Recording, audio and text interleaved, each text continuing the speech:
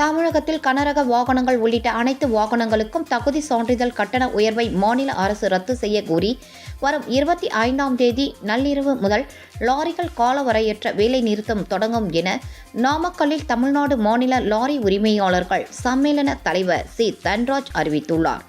தகுதி சான்றிதழ் கட்டண உயர்வை மத்திய அரசு அறிமுகப்படுத்தினாலும் மாநில அரசு அதனை நிறுத்தி வைக்கலாம் என்றும், ஆனால் அது குறித்த எந்த முடிவும் தமிழக அரசு எடுக்கவில்லை என்றும் குற்றம் சாட்டினார்.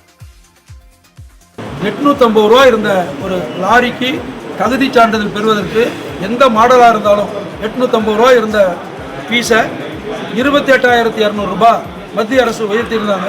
அதை பொறுத்த வரைக்கும் மத்திய அரசு உயர்த்தியிருந்தாலும் மாநில அரசு அதை நடைமுறைப்படுத்துறதா, தள்ளி போடுறதா, குறைக்கிறது எல்லாமே மாநில அரசு செய்யணும். இது எங்களுக்கு 17/11/2025 இது நடைமுறைக்கு வந்திருக்கு.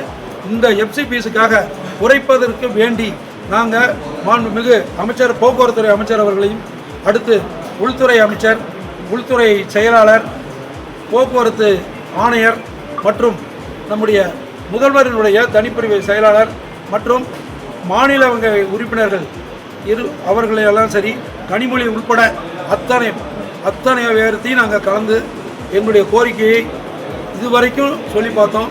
இன்னைக்கு வரும், நாளைக்கு வரும், நாளானைக்கு வரும் அப்படின்னு சொன்னாங்க. கிட்டத்தட்ட 92 நாள் ஆகியும் எங்களுக்கு எந்த தீர்வும் எட்டப்படாமல் கிட்டத்தட்ட 1 லட்சம் லாரிகள் மட்டும் 1 லட்சம் லாரிகள் இன்னைக்கு எஃப்சி ஆகாமல் அங்கங்கே நிறுத்தி வைக்கப்பட்டிருக்கு.